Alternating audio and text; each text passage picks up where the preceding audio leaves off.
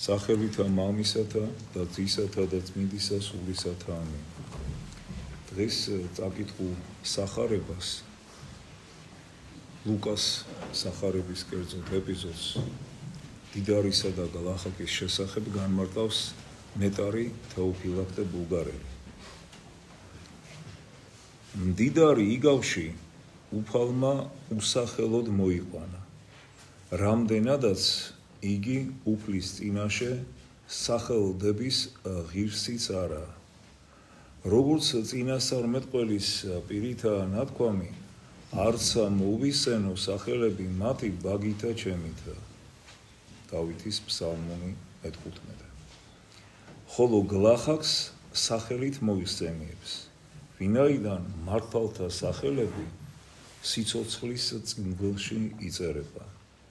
ამბობენ, რომ ებრაელთა გადმოცემით იმ დროს იერუსალიმში იყო ვინმე ლაზარე, რომელიც უკიდურეს სიღარიბესა და სნეულებაში იმყოფებოდა და რომ უფალმა იგი მოიხსენია იგავში, როგორც თვალსაჩინო და ცნობილი მდიდარი ყოველმხრივ კეთილდღეობაში.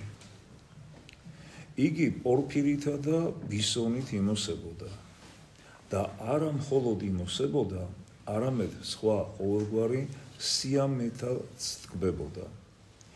იხარებდა ბარწყინვალედო, ნათქვამია, და არათუ დღეს და ხვალ, არამედ დღითი დღე და არათუ ზომიერად, არამედ ბარწყინვალედ, ანუ უფუნებითა და მფლანგველობით.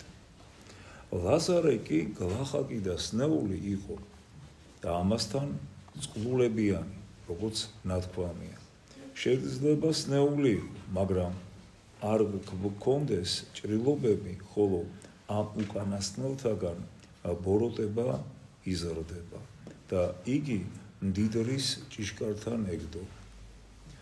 ანუ მისი ეს მდგომარეობა გარდა იმისა, რომ გლახაკი იყო და უპოვარი, ჭრილობებით იყო დასერილი მისი სხეული სხვადასხვა სნეულებათაგან. და ბუნებრივია, რომ მისი ასეთი მდგომარეობა, ანუ ეს ჭრილობები კიდევ უფრო გაუმძაფრებდა მას სიძულვილს, ხო, მდიდარი ადამიანისა, რომელიც მას ყურადღებას არ ეცემა. ასე უნდა ყოფილიყო ლოგიკით.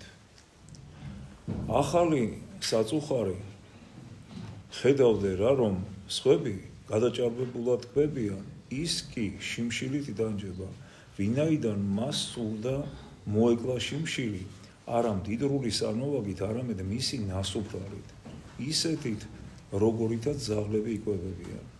არავინ ზრუნავდა ლაზარეს განკურნებაზეც, ვინაიდან ძაღლები ლოშნიდნენ მის წყლულებს, რადგან არავინ იყო მათი გამგდები. და რა, ლაზარე იმყოფებოდა რა ასეთ შეჭირებულ მდგომარეობაში, აუქს ამბობდა მდიდრის განცხრომი ცხოვრებაზე, განიკითხავდა არა ადამიანურობას მისას და რტვინავდა განგებაზე. არა, არაფერ ასეთზე არ ფიქრობდა იგი, არამედ ყოველივე დიდი სიბრძნით გადაჰქონდა და მოთმინებით. საიდან ჩანს ეს? იქიდან, რომ როდესაც მოკვდა, იგი ანგელოზებმა ჩაიბარეს, ვინაიდან ის რომ მდრტვინავი და ღვთისმგლოვი ყოფილიყო, იგი ასეთი პატივის ღირსი არ გახდებოდა. ანგელოზთა თანხლებისა და მათ მიერ მიყვანებისა. მოკვდა მდიდარიცა იგი და დაეფლა. ჯერ კიდევ მდიდრის სიცოცხლეში მისი სული ჭეშმარიტად დაფლული იყო. მას სხეული დაჰქონდა როგორც კუბური. ამიტომაც მისი სიკვდილის შემდეგაც იგი ანგელოზთა მიერ კი არ აღიყვანება, არამედ ჯოჯოხეთში ვარდება. ვინაიდან ის, ვინც არასოდეს ფიქრობს, არაფერი ანაღლებს და ზეციურზე ყველაზე უდაბლესი ადგილის ღირსი ხდება. სიტყვებით და დაეფლა უფალმა იმაზე მიანიშნა, რომ მის სულს წილად ხვდა ყველაზე უფრო ღრმა და ბნელი ადგილი. ადამი განსდევნა რა 60-დან 60-ის წინ დაასახლა უფალმა რათა ტანჯვას სამოთხის განუწყვეტელი ხილობით გამოწვეულისა უფრო ნათლად ეგრძნობინებინა ადამიანის ნეტარებისაგან მოკლება, ასევე ეს მდიდარიც ლაზარეს წინაშე განიკითხა, რათა იხილავდა რა, თუ როგორ მდგომარეობაში იმყოფება ახლა ლაზარე, მდიდარს ეგრძნო, თუ რას მოაკლდა თავისი ცოდვის გამო, ცოდვითი ცხოვრების გამო. და რატომ იხილა მდიდარმა ლაზარე არა ვინმე სხვასთან მართალთაგან, არამედ აბრაამის სიახში. რამდენადაც აბრაამი სტუმართ მოყვარე იყო, ხოლო მდიდარი საჭირო იყო ემხილებინათ არა სტუმართ მოყვარეობის გამო. ამიტომაც ხედავს მდიდარი ლაზარეს აბრაამთან, იგი გვერდით ჩავდილთაც კი თავის სახლში ეპატიჟებოდა, ანუ აბრაამი. მას კი სახლის შიგნით მწოლარეც ზაგდა, ანუ მდიდარს. რატომა რომ მდიდარი თავისი თხოვნით მიმართავს არა ლაზარეს, არამედ აბრაამს. შესაძლოა მას რცხვენოდა, ან შესაძლოა ფიქრობდა, რომ ლაზარეს ახსოვს მისი ბოროტება და საკუთარი საქმეების მიხედვით ასკვნიდა. ლაზარესეც რომ ასე ფიქრობდა. თუკი მე ვტკბებოდი რა ასეთი ბედნიერებით, მძაგდა ის, ანუ ფიქრობდა ასე მდიდარი, ასეთი უბედურებით გადანჯული და ნასუფრალსაც კი არ უნაწილებდი, მით უფრო იგი ჩემს მიერ მოძულებული გაიხსენებს ბოროტებას და არ დათანხმდება გაიღოს მოწყალება ჩემთვისო. ამიტომაც ის თავისი სიტყვებით აბრაამს მიმართავს. ფიქრობდა რა, როგორც ჩანს, რომ პატრიარქისათვის უცნობი იქნებოდა საქმის გარემოება და რას ამბობს აბრაამი. მას არ მიუმართავს მდიდრისათვის ასეთი სიტყვებით, არა ადამიანო და სასტიკო, განარცხვენია შენ, ახლა გაგახსენდა კაცთ მოყვარება. როგორ მიმართა მან მდიდარს, შვილო, შეხედე თანაგრძნობსა და წმინდა სულს. რომელიღაც ბრძენი ამბობს, ნუ აღაშფოთებ დამდაბლებულ სულსო. ანუ ცოდვილ და გაჭირებულ ადამიანს კიდე უდიერად ნუ მიმართაო.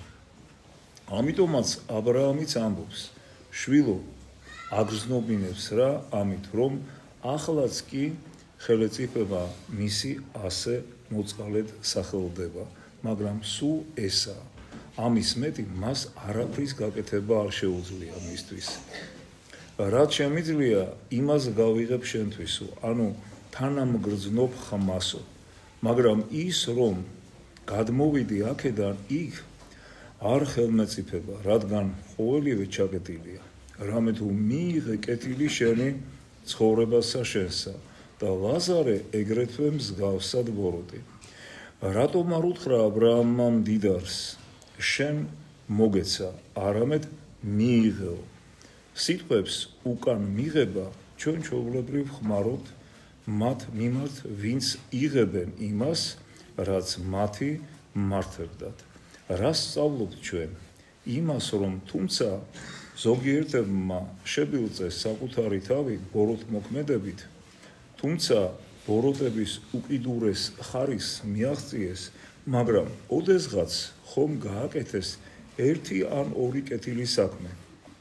ამიტომაც მდიდარსაც ჰქონდა კეთილი საქმეები და რამდენადაც მან ამ ქვეყნიური კეთილდღეობით მიიღო მისაგებელი, ამიტომ ესე იგი გააკეთა რა ეს კეთილი საქმე, რაიმე კეთილი მოქმედება ჩაიდინა, მან აქვე მიიღო ეს ჯილდოც. არც დამალა და აღარც ეცადა, რომ ეს ტალანტი გაემრავლებინა და უფრო მეტი კეთილი საქმეები ეკეთებინა, არამედ დატკბა ამ ჯილდოთი. და რამდენადაც მან ამ ქვეყნიური კეთილდღეობით მიიღო მისაგებელი, ამიტომაც ნათქვამია, რომ მიიღო კეთილი თავისი საქმეების მიხედვით და ლაზარე ეგრეთვე მსგავსად ბოროტი. შესაძლოა მანაც ჩაიდინა ერთი ან ორი ბოროტი საქმე და მწუხარებით, რომელიც აქ დაითმინა, მიიღო მათ გამო მისაგებელი. ამიტომაც იგი ნუგეშინის სცემულია. შენ კი მწუხარე. დანახეთ კი აღნიშნავს მანძილსა და განსხვავებას, მართლებსა და ცოდვილებს შორის. რამდენადაც როგორც მათი ნება იყო განსხვავებული, ასევე მათი სამკვიდრებელიც დიდად განსხვავდება. როდესაც თითოეული იღებს მისაგებელს საკუთარი ნებისა და ცხოვრების შესაბამისად. დააკვირდი აქ უარყოფას ორიგენისთა მიმართაც. ისინი ამბობენ, ანუ მხილებას ორიგენისთა. ისინი ამბობენ, რომ მოვა დრო, როდესაც ტანჯვა დასრულდება და ცოდვილნი შეუერთდებიან მართლებსა და ღმერთს და ამრიგად ღმერთი იქნება ყველაფერი ყოველში. მაგრამ აი ჩვენ გვესმის, აბრაამი ამბობს, რომ გადმოსვლის მსურველნი ჩვენგან თქვენსკენ ან თქვენგან რომ გადმოსვლის შესაძლებლობა ჰქონდეთ, ვერ შეძლებენ, ვინაიდან მართალთათვის განკუთვნილი ადგილიდან შეუძლებელია ვინმესთვის ცოდვილთათვის განკუთვნილ ადგილზე გადასვლა, როდესაც ადამიანი გარდაიცვლება, ამაზეა საუბარი და არა აბრაამი და აბრაამი უეჭველია უფრო იმსახურებს რწმენებს ვიდრე ორიგენი. რა არის ჯოჯოხეთი? ერთნი ამბობენ, რომ ჯოჯოხეთი არის მიწისქვეშა ბნელი ადგილი, ხოლო სხვები ჯოჯოხეთს უწოდებენ სულის გადასვლას თვალსაჩინოდან უხილავ და უსახურ მდგომარეობაში, ვინაიდან სანამ სულის სხეულში იმყოფება, იგი საკუთარი მოქმედებებით მჟღავნდება, ხოლო სხეულთან გაყრის შემდეგ კი უხილავი ხდება. სწორედ ამას უწოდებენ ჯოჯოხეთს. აბრაამის წიაღს უწოდებენ იმ სიკეთეთა ერთობას, რაც მართალთათვისაა გამზადებული. მათ შესვლის შემდგომ ქარიშხლიდან ზეციურ ნავთსაყუდელში, ვინაიდან ზღვაშიც უბეებს წიაღს ჩვენ ჩვეულებრივ უწოდებთ ადგილებს, რომლებიც მოსახერხებელია დასაყუდებლად და დასამშვიდებლად. მიაქცია ყურადღება იმასაც, რომ იმ დღეს მჩაბრელი დაინახავს, როგორ დიდებაში იქნება მის მიერ დაჩაგრული, ხოლო ეს უკანასკნელი თავის მხრივ დაინახავს, როგორ განიკითხება მჩაბრელი, ისევე როგორც აქ მდიდარმა იხილა ლაზარე, ხოლო მან, ანუ მდიდარმა, ანუ ლაზარემ, ასევე მდიდარი. დანახეთქის შესახებ.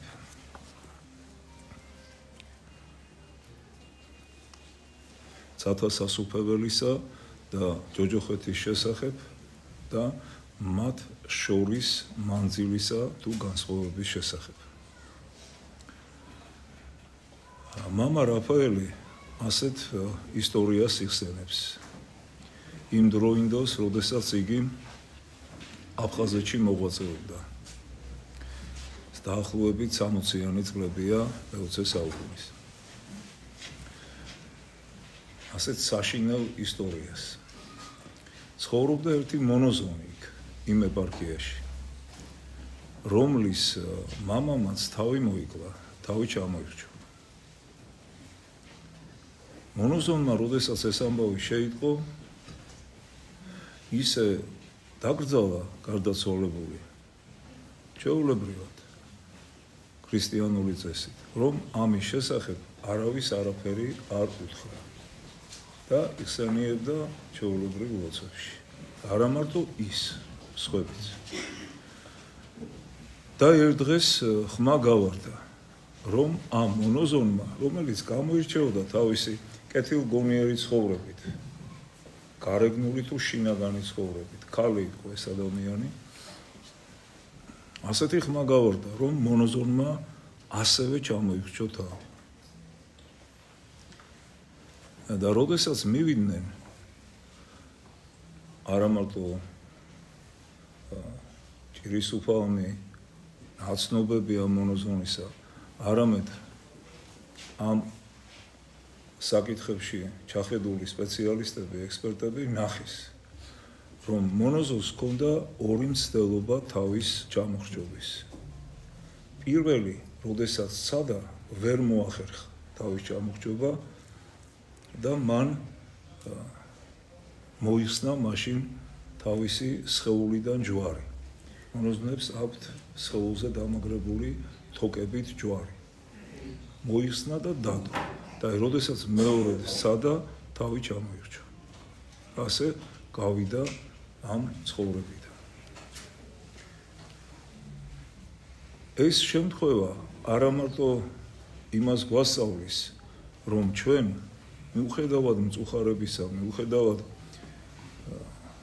თუნდაც პირადი ცოდვისა, არ უნდა დავმალოთ ესა თუ ის ამბავი და უნდა ვთქვათ და გავამხილოთ ეს ახსარებაში.